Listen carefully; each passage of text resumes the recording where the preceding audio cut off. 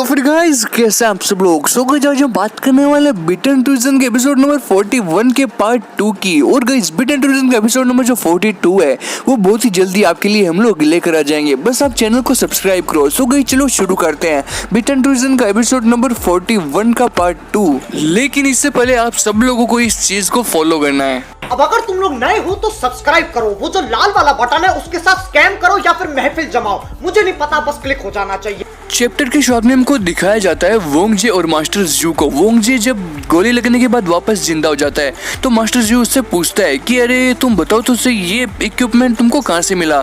तुमको ये इक्विपमेंट वहीं से मिला था क्या जहाँ पर वो सेरेमनी चल रही थी? फिर वो वोंगजे बोलता है कि मास्टर जू आप क्या बोल रहे हैं, मेरे को समझ में नहीं आ रहा। फिर मास्टर जू वोंगजे से पूछता है कि वो सब छोड़ो, पहले तो तुम ये बताओ कि तुम अभी ठीक हो क्या? फिर वोंगजे उसको बोलता है कि इधर सुनो, मैं साफ साफ बोल रहा हूँ तुम सब लोगों को कि मैं कोई भी वेम्पायर नहीं हूँ, मैं एक नॉर्मल इंसान हूँ। तुम लोग समझ क्यों रहे हो मेरी बात को? उसके बाद वो जो बॉक्सर होता है वो उसको बोलता है कि तुम इंसान नहीं हो, तुम वेम्पायर में कोई नया चीज आई है। पहले तो तुम जब जिंदा हुए थे तो तुम एकदम वेम्पायर की तरह ट्रीट कर रहे थे, लेकिन अब ये क्या चीज है? तुम अभी इंसान कैसे बन गए? नहीं, मुझे लगता है यहाँ ना कुछ तो गड़बड़ है, मुझे लगता है तुम कोई हेबर्ड हो। फिर वोंगजे उसको बोलता है कि हेबर्ड से तुम्हारा क्या मतलब है? मुझे गुस्सा मत दिला, मैं कोई कुत्ता नहीं हूँ। उसके बाद जो वो मास्टर जू होता है वो मास्टर जू घबरा जाता है और वोंगजे उससे पूछता है कि अरे मास्टर जू बताओ तो सही, अब तो साबित हो गया ना कि मैं एक इंसान हूँ, मैं कोई वेम्पायर नहीं हूँ। आप बोलोगे तभी तो पता चलेगा ना। मैं लास्ट में बोल रहा हूँ आप सब लोगों की मैंने बात माननी, अब आप मुझे बता तो दो कि मैं इंसान ही हूँ ना।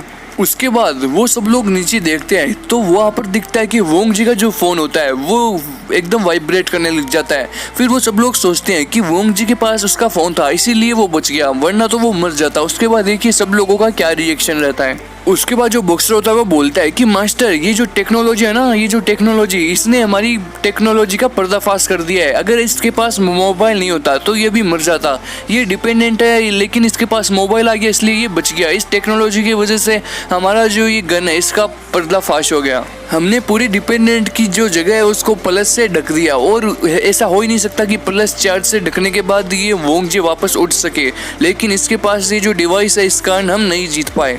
ये सब हमारे सिग्नल को आसानी से कंपेयर कर सकता है और हमारे जो सिग्नल है उसको आसानी से तोड़ सकता है, इसीलिए इसके पास मोबाइल था तो इसने हमारे सिग्नल को आसानी से तोड़ दिया और ये बच निकला और वापस जिंदा हो गया। उसके बाद जो बॉक्सर होता है वो सब लोग को बोलता है कि जाओ जल्दी से इसके मोबाइल को ले लो, कहाँ है पड़ा है इसका मोबाइल, ढूंढो। उसके बाद वो जो बॉक्सर होता है वो वोंगजे की तरफ आता है वोंगजे के पास मोबाइल ढूंढने के लिए, ताकि अगर उसके पास मोबाइल मिल जाए तो उसको पता चल जाए कि उसके पास किसका फोन आ रहा है। फिर वोंगजे बॉक्सर को बोलता है कि अबे मेरे को छूना बंद कर, तू कब से मेरे को छू रहा है, मेरे पास कुछ नहीं है। लेकिन उन दोनों को पता नहीं होता कि उसका फोन किसी और के पास है। उसके बाद मास्टर जू अपना हंसी दिलाता है तो वो देखता है कि अरे मोबाइल तो उस बंदे के पास है, लेकिन वो मास्टर जू कुछ भी नहीं बोलता।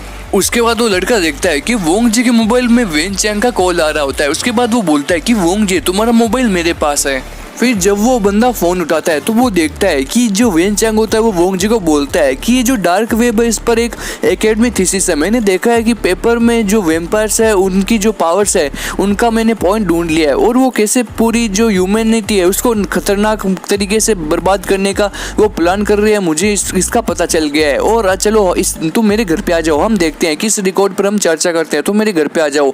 अरे रुको नहीं रुको, ये तो सबको वेम्पायर्स को तो मारने का तरीका मिल गया हमारे पास, जल्दी आओ वोंगजे, जल्दी आ जाओ वोंगजे, मैं और वेट नहीं कर सकता, मैं वेम्पायर को मारने के लिए बहुत ही ज्यादा तड़प रहा हूँ, तुम जल्दी आ जाओ। उसके बाद ये सब सीन सुनकर वो सब लोग चौंक जाते हैं और बोलते हैं कि ये किस बारे में बात कर रहा है वोंगजे, हमें सच बता दो कि तुम वेम्पायर ही हो ना। फिर वो सब लोग वोंगजे की तरफ बोलने लग जाते हैं। उनको और ही ज्यादा शक हो जाता है कि वोंगजे तो वेम्पायर है, लेकिन उनको ये समझ में नहीं आता कि वो जो वेन चैंग है वो किस बारे में बात कर रहा है। फिर वोंगजे सब लोगों से परेशान हो जाता है और बोलता है कि अरे देखो यार, मैं कोई वेम्पायर नहीं हूँ यार, मुझे छोड़ दो, मेरे पीछे क्यों पड़े हो? अगर मैं वेम्पायर होता तो खुद को मारने की खोज क्यों करता, मैं खुद को मारने के लिए इतना प्रयास क्यों करता? मुझे छोड़ दो यार, मैं कोई वेम्पायर नहीं हूँ, मैं इतनी कोशिश नहीं कर रहा खुद को मारने की, मैं तो वेम्पायर्स को मारने की कोशिश कर रहा हूँ यार। फिर वो बंदा वोंग जी से पूछता है कि पहले तो तुम ये बताओ कि तुम किस बारे में बात कर रहे हो, हमको कुछ भी समझ में नहीं आ रहा। और दूसरी बात, तुम्हारा जो डिपेंडेंट है ये तुम्हारे अंदर से बाहर आ सकता है, तो वेम्पायर्स के अंदर ऐसी पावर होती है, तो हम तुमको बुलाने की कोशिश कर रहे हैं तो तुम क्यों नहीं आ रहे। फिर वो सब लोग वोंग जी को घूरने लग जाते हैं और सोचते हैं कि तुम अगर वेम्पायर नहीं हो तो ये तुम्हारा डिपेंडेंट कैसे हुआ।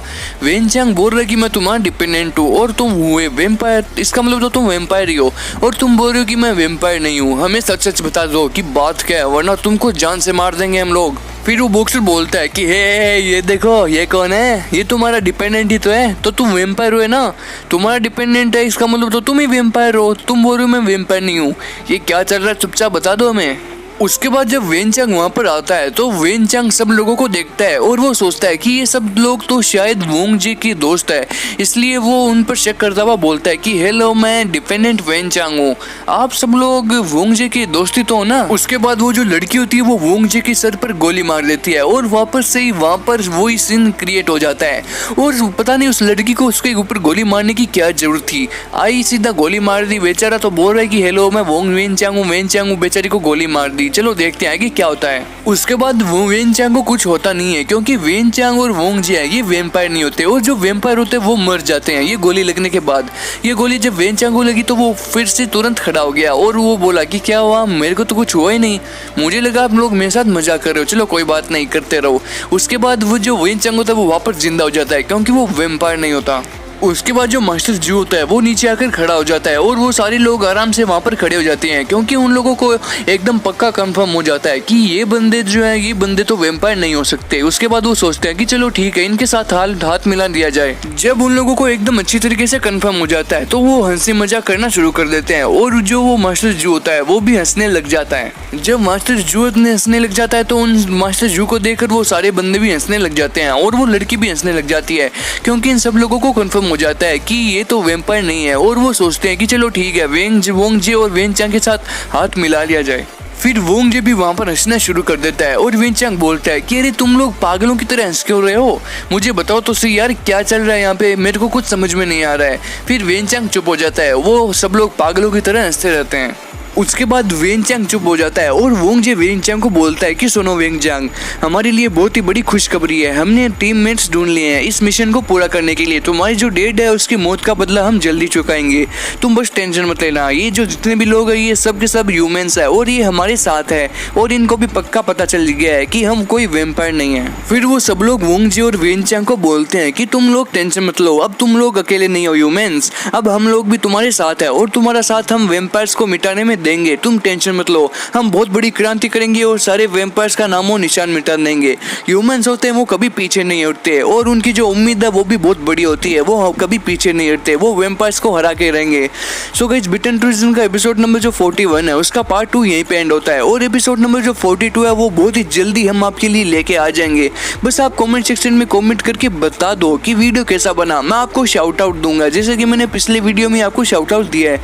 और गाइस, अगर आपको मुझसे बात करनी हो तो मेरे इंस्टाग्राम चैनल में आप मुझसे बात कर सकते हैं, नीचे डिस्क्रिप्शन में उसका लिंक मिल जाएगा।